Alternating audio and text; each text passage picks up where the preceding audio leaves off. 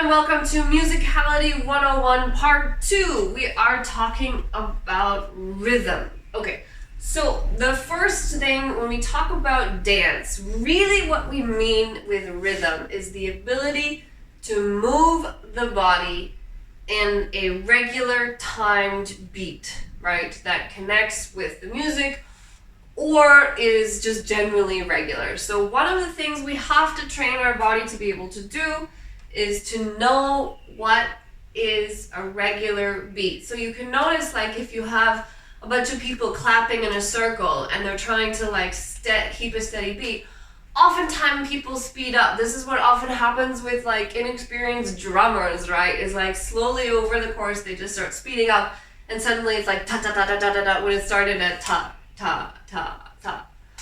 So I would recommend that one of the best ways to start with learning this, how to keep a beat, is what they use, is by using a second clock, right? A second clock is available anywhere. You can use it. I have mine on a computer screen right here.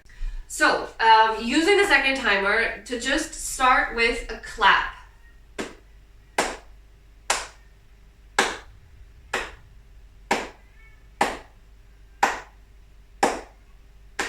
Right, so you want to make sure that your clap is happening at the exact moment where the second is changing, right?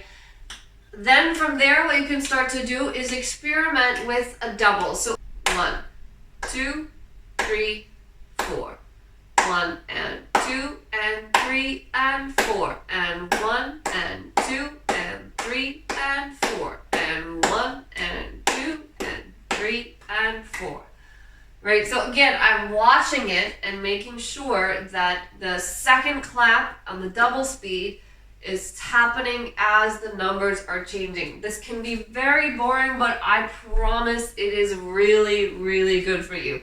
The second thing is to add movement to it. It could be any movement. It could be your head moving side to side. It could be your arms moving like this. Ta, 2, 3, 4, 5, 6, 7, 8, 9, 10, 11, 12, 13, 14, 15, 16, 17, 18, 19, 20, right? So and you can see what happened in the middle is I started moving faster than the second clock, and so I had to slow down to match it. But by the end, I was starting to put it together. So this kind of simple training with a single regular beat and just being able to match your body's movement to the beat is incredibly important. From there, you can start doing this with a song, right? So let me just pick a random song from my gallery. So this song, we have to find the beat first. Just find the beat. Now we can add movement to it, but not smooth movement, just 1, 2, 3, 4, 5, 6, 7, 8. 1, 2, 3, 4, 5, 6, 7, 8, 1. So this is basic level, right? Now moving on to the intermediate level is that when you listen to music, you can find that most of the time, unless it's really, really square, the Mandalorian version of music, which is just square, so it has extra beats in it, right? So you have the main beat, and picking this out is incredibly important, so make sure you do that first.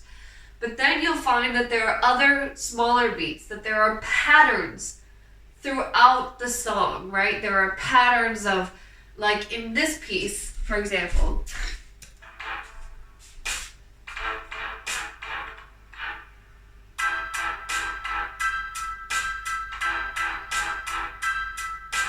one, 2, 3, 4. 1, 2, 3, 4. 1, 2, 3, 4. 1, 2, 3, 4.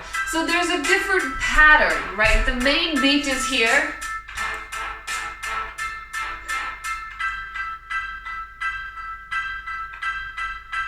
But then in the meantime, there are smaller beats. There are different patterns. So for something that doesn't have a drum beat necessarily, finding the beat is a little more tricky, but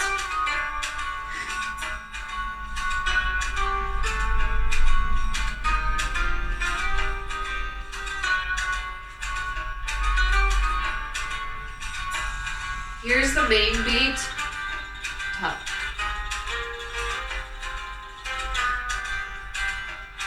But now let's listen for the patterns. Ta ta ta. Ta ta ta ta ta ta ta ta ta ta ta ta ta ta ta. Right? So level 1 is to just get the main beat. Well, level 1 is really to just understand the way a beat feels. The second is to get the main beat down. The third is to go looking for the different patterns, because these patterns you can play around with them. Like the original one, the first song that I was playing has this 1, 2, 3, 4, ta, 1, 2, 3, 4. So you can use that as like a ta ta ta ta, ta ta ta ta.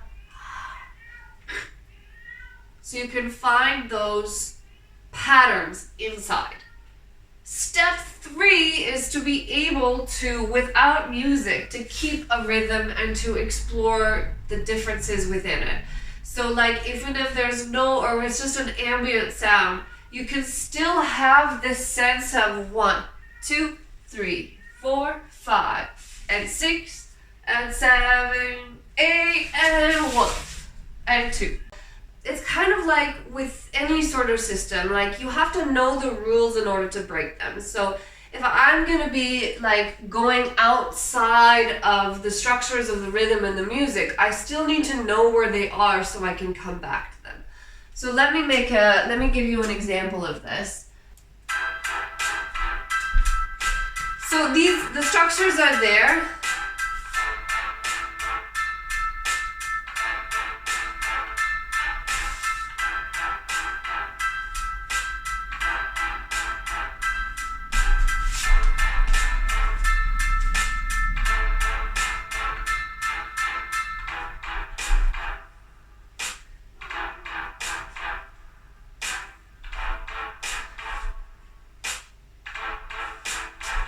So for this, what I'm doing is I'm just taking the rhythms that are there and also my own and just exploring in and out of the beats. Now I have to know where the beats are, like I can hit the accents here and there, but I can also move in and out of them. So this is kind of the advanced version, is when you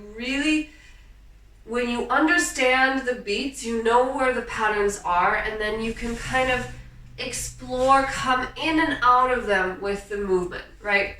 So this is how I play with rhythm, right?